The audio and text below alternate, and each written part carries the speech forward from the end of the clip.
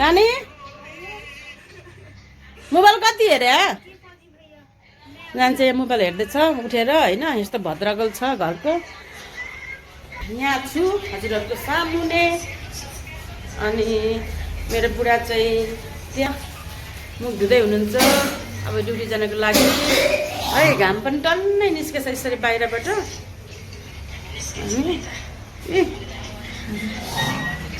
छैन है घाम कस्तो चक्किलो लागिरहेछ यस्तो देख्नुहुन्छ है ससेस र अन्डा तारिदिँदैछु आजदेखि नानीको छुट्टी हो नि त अनि त्यही भएर है म चाहिँ आज चाहिँ पकाउँछु यो फर्सी अलिकति उब्रेको रहेछ अनि त्यसपछि चाहिँ यहाँ चनाको दाल छ है चनाको दाल र फर्सी पकाउँछु तरकारीमा अरू तरकारी केही छैन सिँगी मात्रै छ घरमा है अनि आलुहरू छ अनि दाल पनि सबै सिद्धै छ मेरो यसको दाल बनाउँछु अनि हस्बेन्ड अब केही कुरा पकाउनु पर्यो नयाँ नानी चाहिँ ब्रेकफास्ट खाँदैछु नि यहाँनिर अनि तातो तातो तातो तातो बाहिरको मात्रै खान्छ अन्डा चाहिँ त्यही भएर 2टा दिन्छु ए हात धुइदिएँ नि मैले ल त्यो चिप्लिन्छ अन्डा फुटाइदिउँ म यसरी चिप्लिन्छ नि त यो प्लेटमा चिप्लिन्छ क्या सानो फेरि यही प्लेटमा खाने अरे हिजो मैले नयाँ लिएर आएको थिएँ यो सेतो यहाँलाई बजार खेल अब मोबाइल नहेर भनेको यहाँ बजार निकालो अब मलाई यो टिप्नु आज कति काम छ धेरै न धेरै लुगा पनि धुनु छ नुहाई पनि दिनु छ यसलाई है यसले चाहिँ बजार निकाल्नु थाल्यो ल ल ल ल ल खेल त्यहाँ बरन्डामा यसरी उभिनु हुँदैन है त्यहाँ टेकेर तल बुङ्गा हुन्छ है यहाँ हेर्दै पनि गर्नुपर्छ फेरि बरन्डामा उभिएर तल झर पनि बर्बाद फेरि है के गरेको यो हेर तमासा फेरि त्यहाँ यो कुर्सी लगेर त्यहाँ बरन्डामा उभिनु हुँदैन है बुङ्गा हुन्छ तल जान्छ नि फेरि हस् यहाँ यसो खेलेर मोबाइल धेरै हेर्नु मोबाइल चार्जमा राख्नुपर्छ अनि मोबाइल धेरै हेऱ्यो भने आँखाहरू बिग्रिन्छ अन्धा हुन्छ फेरि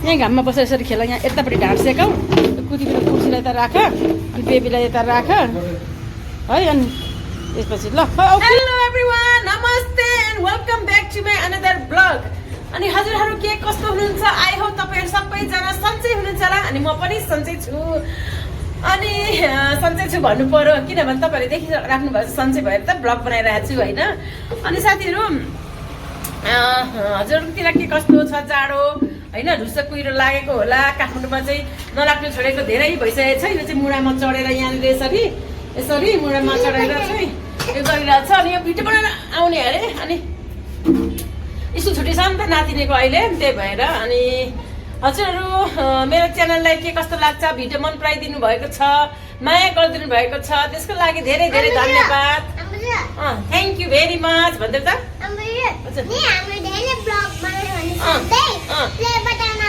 हो अनि प्लेट बटन आउँछ भन्दैछ यसलाई पनि थाहा छ के जातिहरू होइन हाया गले एकछिन हातै गलो अनि होइन नातिनी छुट्टी छ यता आइछ नि त अनि मेरो भ्लगहरू हेरेर हजुरहरूले सपोर्ट गरिदिनु होला है म अब जान्नु बनाएका भ्लगहरू छन् कुराहरू छन् होइन ती कुराहरू म कस्तो पकाउँछु फ्यामिलीमा के कस्तो गर्छु हजुरहरूप्रति मैले ल्याइरहेको छु हजुरहरूको सामु भ्लगमा मैले पस्किरहेको छु है अनि मन पनि पराइदिनु भएको छ अनि कुनै चाहिँ चल्दैन क्या अब भिडियो पनि त्यति त्यो नबनाएर होला नि त बच्चा छ होइन त्यही कारणले पनि हुनसक्छ अनि साथीहरू युट्युबमा जोडिनु भएको नयाँ मित्रहरू हुनुहुन्छ भने मेरो च्यानलमा हेर्दै हुनुहुन्छ भने च्यानललाई सब्सक्राइब गरेर अगाडि बढाइदिनु है साथीहरू सब्सक्राइब गरेर सपोर्ट गरिदिनु होला जसरी अरूलाई गर्नुहुन्थ्यो त्यसरी नै गरिदिनु होला यहाँ मेरो नानी चाहिँ चकचक छुकछुक गर्दैछ मलाई बोक्न गाह्रो पनि भइसकेको छ यो अब एज पनि बढ्दैछ यसको वजन पनि बढ्दैछ म बुढी हुँदैछु म बुढी मेरो नातिले चाहिँ मलाई लुगा पुरै धुनुपर्छ नि त एक दिन बिराइ अनि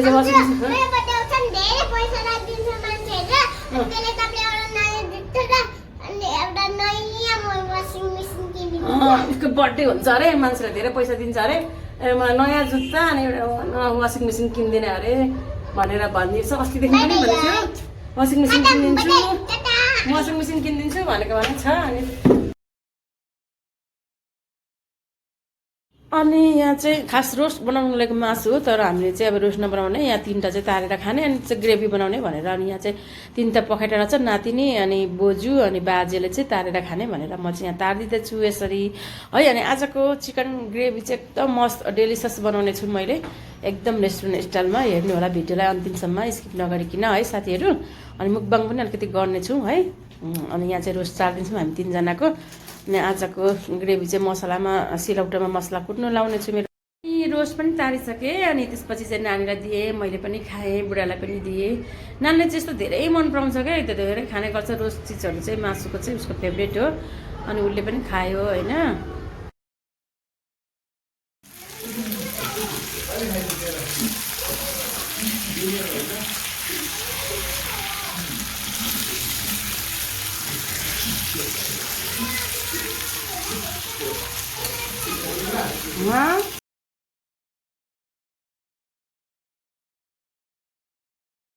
अनि यतिखेर चाहिँ साथीहरू देख्न सक्नुहुन्छ मैले अब चिकन पकाउन रेडी गरिसकेँ होइन। चिकनको मासुलाई यसरी पकाउँदैछु।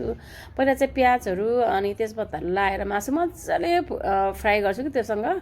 अनि त्यो मजाले फ्राई गरिसकेपछि चाहिँ अनि त्यसमा चाहिँ फेरि अनि मैले चाहिँ टमाटर हाल्छु। अनि टमाटर हालिसकेपछि चाहिँ अनि हर्दी, बेसार अनि त्यसपछि अदुवा लसुनको पेस्ट अनि त्यसपछि चलाउँछु। अनि चलाइसकेपछि फेरि अनि आज चाहिँ सिलौटामा पिसेको छ मसला चाहिँ मजाले मेरो बुढाले, अनि त्यो मसला लाउँदैछौँ है। अनि यसरी मजाले पकाउँछु। अनि आजको मासुको पिस पनि ठुलो ठुलो छ, मजाको छ है। अनि किनभने चाहिँ आज रोस्ट खाने भनेर लिएर आएको थियो, तर रोस्ट चाहिँ मैले बनाइनँ किनभने दाल बनाउनु मलाई झन्झट लागिरहेको थियो। अनि मैले ग्रेभी नै गरिदिन्छु, किन र म मिठो बनाएर दिन्छु नि त तिमीलाई अर्कै पारा टेस्टमा मजाले मसलाहरू धेरै लाएर भनेर हस्बेन्डलाई मनाएँ। अनि मनाइसकेपछि उसले हुन्छ भनेर भन्यो। नभए रोस्ट बनाउँदाखेरि चाहिँ मैले दाल पनि बनाइदिनु पर्ने हुन्छ, चटनी पनि बनाइदिनु पर्ने हुन्थ्यो नि त, त्यही भएको कारण।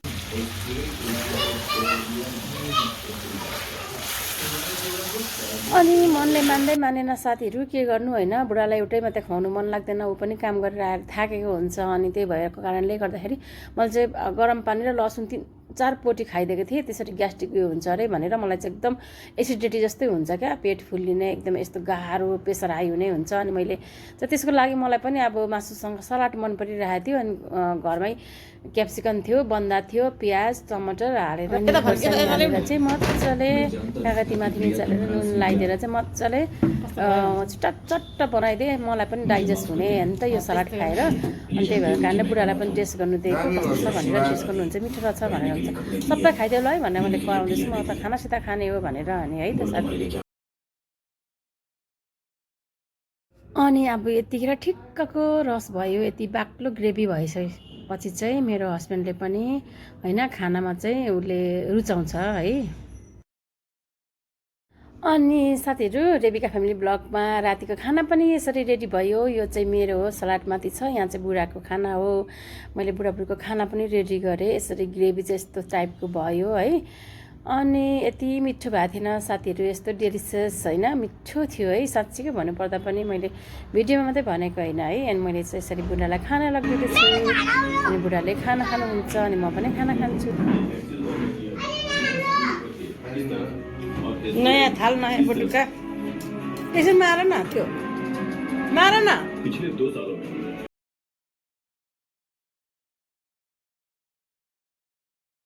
अनि मेरो प्यारो युट्युब भ्युवर्सहरू, युट्युब फ्यामिलीहरू, अनि मेरो भिडियो कस्तो लाग्यो त हजुरहरूलाई प्रतिक्रिया जनाउनुहोला। आजको चिकन करी हजुरहरूले पनि यसरी बनाएर खान सक्नुहुन्छ है। जाडोमा मिठो हुन्छ, पच्छ पनि मसला होइन, ग्रेभी टाइपको। चिकन मन पर्दैन भने पनि यो तरिकाले नरम सफ्टी एकदम जुसी हुन्छ चिकन पनि, अनि मिठो हुन्छ। अनि खानासित खानु पनि दालहरू केही पनि चाहिँदैन है। अनि हजुरहरूलाई अलिक ग्रेभी न्याक्क लाग्छ भने यसरी ग्रिन सलाद बनाउनुहोस्।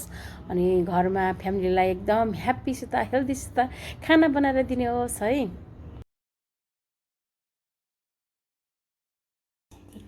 साथीहरू अब चाहिँ म खाना खान्छु होइन। यो चाहिँ मेरो खाना। अब म पनि बसेँ, नानीलाई पनि दिन्छु अनि म पनि खान्छु।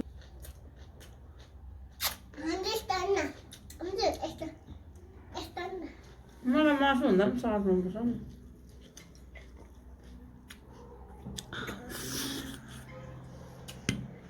कस्तो भएछ है मासु त।